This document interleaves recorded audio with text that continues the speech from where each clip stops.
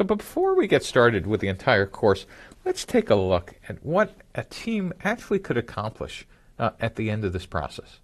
Now imagine you had 10 weeks or months or a year to go do this. You'd actually be able to do a lot. But what if we gave you 5 days? I want to give you an example of a team from one of our classes that decided they were going to provide a rental service for professional sports jerseys. And in 5 days, they personally got out of the building and spoke to 169 customers and had 190 people come to their website and actually sold 2 things during the class. Let's take a look at what their business model canvas started with and evolved to. So on day 1, these were their initial hypotheses coming into the class. They thought that their customer segments was going to be professional sports game attendees who were going to be male, adult, less than $100,000 income, and attend 10 games per year. That is, they were beginning with a series of hypotheses about their customer archetype. And they thought their value proposition was going to provide a cheaper way to officially license sports jerseys to a game, eliminate the risk of owning a player whose jersey is traded, and to provide alternatives to purchasing counterfeit jerseys.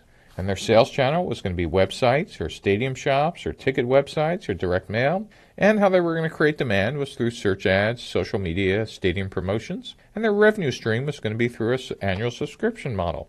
And on the left-hand side, kind of the backstage of the business model canvas, their activities were going to be rental tracking, shipping, dry cleaning, marketing, customer service.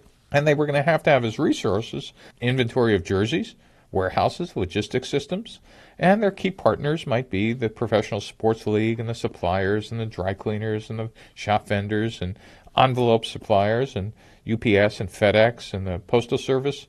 And their cost structure was going to be for warehousing, shipping, cleaning, logistics, tracking, website development, and maintenance. And this sounds particularly reasonable. You would look at this and go, absolutely, why do I even need to be in this class? But they got out of the building and spoke to 60 people by going to Yankee Stadium and actually meeting a bunch of customers on the first day. And look what happened. They realized that actually women wore sports jerseys as well, and there was no way you could have convinced them of that until they stood in front of the customers at Yankee Stadium and said, hey, it's a 50-50 split. And that it was actually young adults, 18 to 30, and they actually were casual sports fans. And now they started to get a better understanding of what customer relationships were, about getting customers, keeping them, and growing them. And they realized that people would maybe also be interested in a pay-per-rental model as well as an annual subscription. Next, they got out of the building again.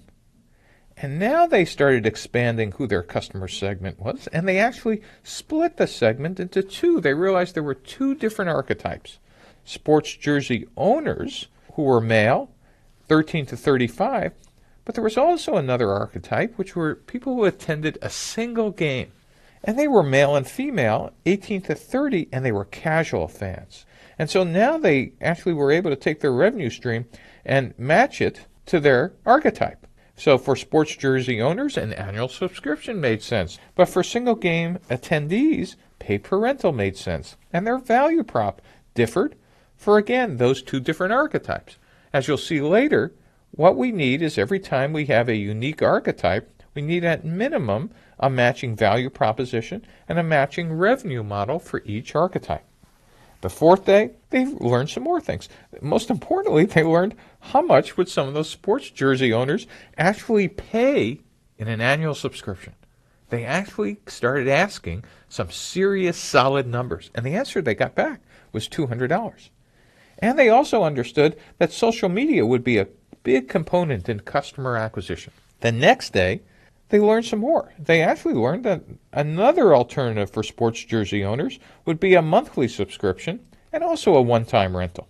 And they started thinking about how would you keep those customers? That is, how would you eliminate churn and increase loyalty? And they started to think about seniority loyalty programs and how they would grow those customers by cross-selling and upselling them with premium subscriptions and family plans. So you could see after 5 days, just 5 days, after talking to 160 customers, you could see how the business model evolved dramatically from something that looked like this on day 1 to something that looked like this on day 5. Day 1, a series of untested hypotheses, a faith-based enterprise. On day 5, the faith has turned into facts. And this startup is on the road to actually building something that customers might want. So in the rest of these lectures, we're going to take you through each one of the business model components and hoping you'll get out of the building just like this team to test each one of your hypotheses.